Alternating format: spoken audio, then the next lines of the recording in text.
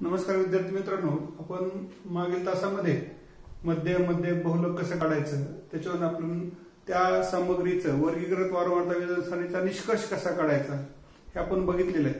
परंतु आपल्याला माहिती आहे की एक चित्र 100 शब्दाचं काम करतो असं आपल्याला माहिती आहे। मग ही जी वर्गीकृत वारंवारता वितरण सारणी आहे त्या वितरण सारणीवर आपल्याला त्याला चित्ररूपात मांडता येईल का याचा आपल्याला या ठिकाणी विचार करायचा आहे। Pictorial representation of statistical data तुम्ही बघू शकता की कधीही जसं आपण अर्थसंकल्प सादर केला जातो तसं अर्थसंकल्प सादर केल्यानंतर दुसऱ्या दिवशीच्या वर्तमानपत्रामध्ये पेपरमध्ये रुपया असा येईल आणि रुपया असा जाईल असं वर्गीकरण त्या ठिकाणी आपल्याला केलं दिसतं। किंवा तुम्ही भूगोलमध्ये बघत असता जमीन आणि पाण्याचं वर्गीकरणासाठी एक वृत्तालेख त्या ठिकाणी काढलेला दिसतो आपण। जर आपण विज्ञानामध्ये विचार घेतला तर विज्ञानामध्ये हवेतील वेगवेगळ्या वायूंचं प्रमाण दर्शवण्यासाठी त्या ठिकाणी वर्तुळामध्ये त्याची आपण काय करतो चित्र काढतो आणि त्या चित्रावरून ज्या माणसाला सामग्रीचं मध्य बहुलक याचं ज्ञान नाही असे माणसं सुद्धा त्या चित्राच्या सहाय्यानं आपल्याला काही ना काही प्रमाणामध्ये त्या ठिकाणी अनुमान सांगू शकतात। तर आपल्याला मग त्याचे भरपूर प्रकार आहेत, वृत्तालेख आहे, स्तंभालेख आहे, त्यानंतर बार डायग्राम आहे, मग साधा स्तंभालेख आहे, जोड स्तंभालेख आहे, विभाजित स्तंभालेख आहे, शतमान स्तंभालेख आहे, पर्सेंटेज बार डायग्राम असेल, जॉईंट बार डायग्राम असेल, सिंपल बार डायग्राम असेल, हे आपण बघितलेले आहे। मग या वर्षी आपल्याला हे नवीन मध्ये आले आपले ह्या वर्षी काय बघायचंय आयतालेख हिस्टोग्राम। आपल्याला काय बघायचंय आयतालेख हिस्टोग्राम आणि वारंवारता बहुभुज फ्रिक्वेन्सी पॉलिगॉन। फ्रिक्वेन्सी पॉलिगॉन वारंवारता वक्र असेल तर फ्रिक्वेन्सी कर्व, वारंवारता वक्र असेल तर फ्रिक्वेन्सी कर्व आणि काही वृत्तालेखावरची उदाहरणं सुद्धा आपल्याला या ठिकाणी बघायचे। तर आपण सुरुवातीला बघणार आहोत आयतालेख। काय बघणार आहोत आपण आयतालेख।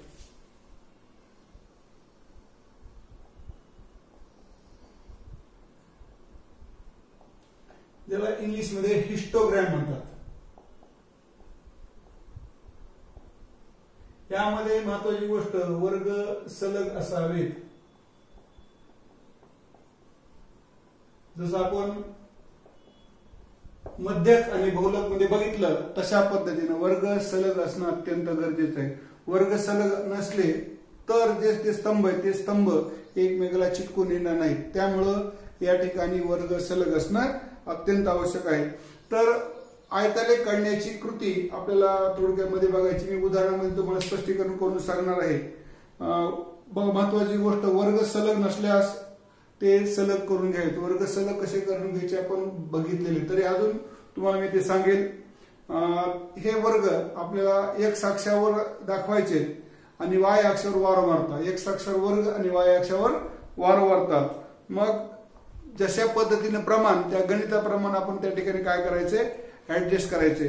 जर एक्स अक्षावर आरंभबिंदू खूप दूर असेल तर अशा पद्धतीची एक खूण करायची, ज्याला आपण क्रिंक मार्क असं म्हणतो, अक्ष संकोच, त्याला काय म्हणतो आपण अक्ष संकोच। जशी आपण कागदाची घडी घालतो, एखादा आपल्या वहीमध्ये मोठा कागद बसत नाही तर आपण त्या कागदाची काय करतो घडी घालतो, तसं आपल्याला काय करायचं अक्षाचा संकोच करायचा आहे। तर ही एक्स अक्षाची घडी जर दिलेला वर्ग हा 0 पेक्षा जर खूप दूर असेल अशा पद्धतीचा अक्ष संकोच आपल्याला त्या ठिकाणी करायचा आहे। वाय अक्षावर गरज पडणार आहे का ते सुद्धा आपण बघायचं। वाय अक्ष सुद्धा आपल्याला अशा पद्धतीने अक्ष संकोच करता येतो, परंतु आपण वाय अक्षावरचं प्रमाण असं घेणार आहोत ज्यामुळं आपल्याला अक्ष संकोच करायची गरज पडणार नाही। तर आपण सराव संच 6.4 मधलं पहिलं गणित बघणार आहोत। सराव संच 6.4 मधलं पहिलं गणित आहे पुढील सामग्री आयतालेखाद्वारे दर्शवा। आपल्याला हिस्टोग्राम दाखवायचं। पहिलं आपल्याला तक्ता दिले बघा, गणित मुद्दाम तुमच्या समोर मांडतोय।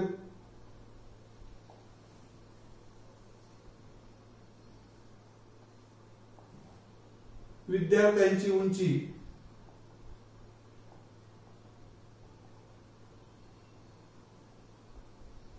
सेंटीमीटर मध्ये, height of students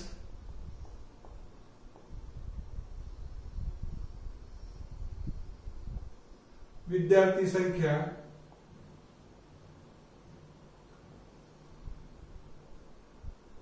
number of students 135 ते 140, 4 140 ते 145,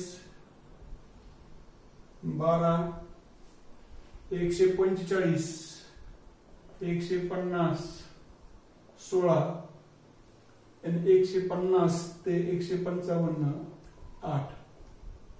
आता आपण जर बघितलं तर हे वर्ग आपल्याला पहिलं सुरू काम आहे, वर्ग सलग आहेत का, तर वर्ग सलग आपल्याला त्या ठिकाणी दिसून येतात.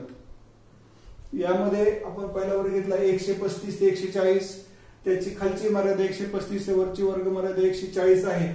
आता दुसरा वर्ग आपण 140 ते 145, वर्ग कसा त्या ठिकाणी खालची मर्यादा 140 आहे. मग आपल्याला असं लक्षात येतं की या ठिकाणी ह्याची खालची वरची वर्ग मर्यादा दुसऱ्या वर्गासाठी ती खालची वर्ग मर्यादा झाली, त्यामुळे वर्ग आपल्याला सलग त्या ठिकाणी दिसून येतात. आता वर्ग सलग आहे, मग आपण बघू हे वर्ग शून्याच्या जवळ आहेत का, हे वर्ग शून्याच्या जवळ नाहीत. मग आपल्याला एक अक्षाची घडी करावी लागेल, आपल्याला क्रिंक मार्क त्या ठिकाणी द्यावं लागेल. बघूत आपण कशा पद्धतीने जर तुम्हाला लक्षात घ्या, हा आलेख कागद आहे असं गृहीत धरा. आलेख कागद आहे आपण असं गृहीत धरलेलं आहे. त्या आलेखाचे आपल्याला बघा, आपण ज्यावेळेस एक समीकरण सोडताना आपण सेंटर मधून घेत होतो, आपण सेंटर मध्ये नाही घ्यायचं आपल्याला. तर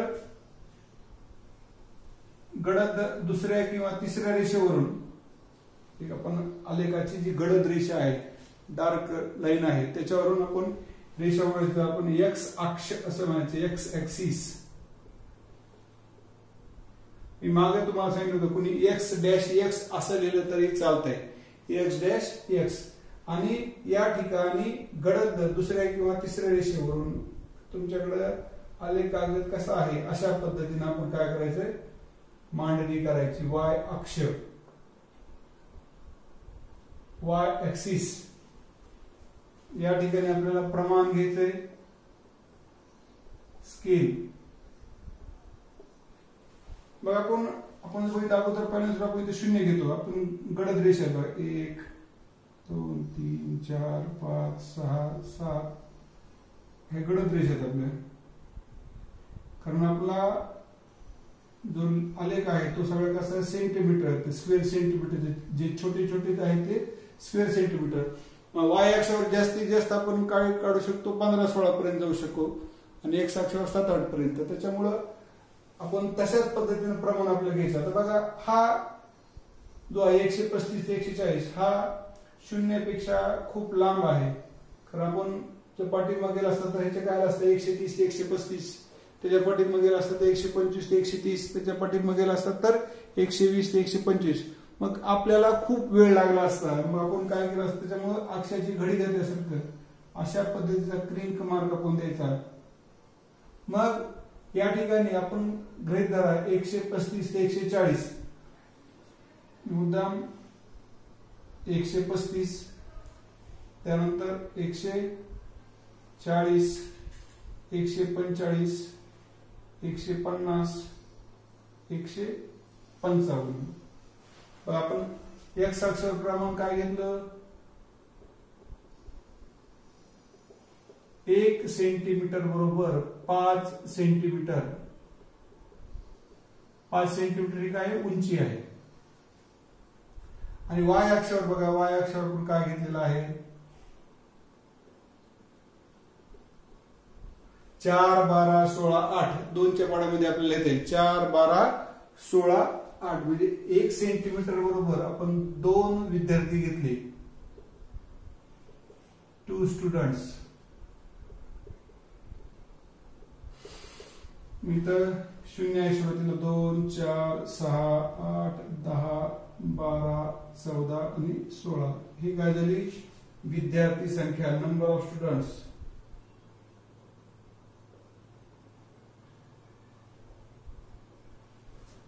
नंबर ऑफ स्टुडंट्स. वारंवारता ही कधीही वाय अक्षर घ्यायची. वारंवारता पहिला वर्ग जो असतो, पहिला जो आडवा तो एक्स अक्षर घ्यायचा. वर्ग विद्यार्थ्यांची उंची,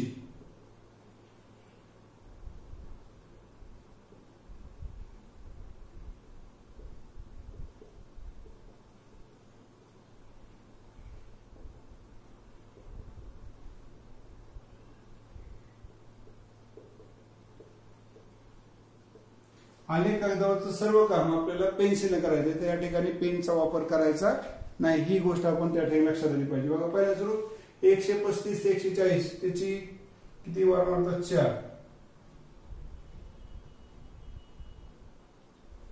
पुन्हा किती आहे 12.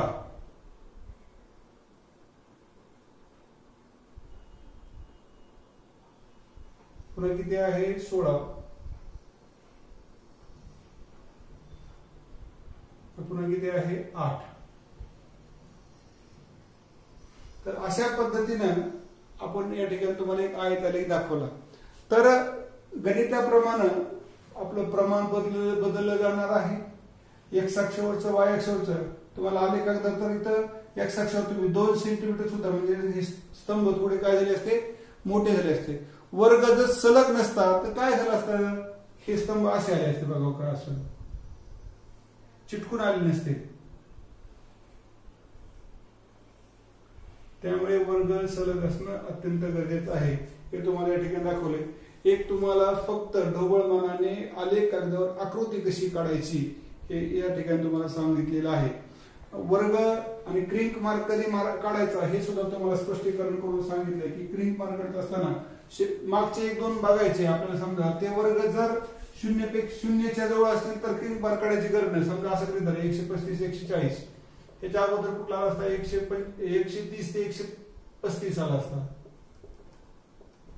125 ते 130, 120 ते 125, म्हणजे 0च्या जवळ याची काही शक्यता नव्हती. परंतु आता आपण दुसऱ्या गणितामध्ये बघा, दुसऱ्या गणितामध्ये काय या ठिकाणी आपल्या क्रिंक मार्कची आवश्यकता पडली. दुसऱ्या गणितात काय 2 ते 3, पहिला वर्ग आहे 2 ते 3, पुन्हा 4 ते 5 अशा पद्धतीने आहे. मग 2 ते 3 हे 2 ते 3 च्या अगोदर कुठला असता 1 ते 2, त्याच्या अगोदर कुठला असता 0 ते 1, कुठला असता 0 ते 1. मग या ठिकाणी क्रिंक मार्कची आवश्यकता नाही, या ठिकाणी क्रिंक मार्कची आवश्यकता नाही. ही जी अक्षाची घडी घालायची आपल्याला, अक्ष संकोच करायची गरज नाही. तिसऱ्या गणितामध्ये बघा 10 ते 15, ह्याच्या पाठीमागे आलं असतं 5 ते 10, त्याच्या पाठीमागे 0 ते 5. या ठिकाणी क्रिंक मार्कची आवश्यकता आपल्याला पडली असते. म्हणजे दुसऱ्या गणितामध्ये आवश्यकता नाही, पहिल्या गणितामध्ये आवश्यकता होती, तुम्हाला मी दाखवली. तिसऱ्या गणितामध्ये आवश्यकता नाही.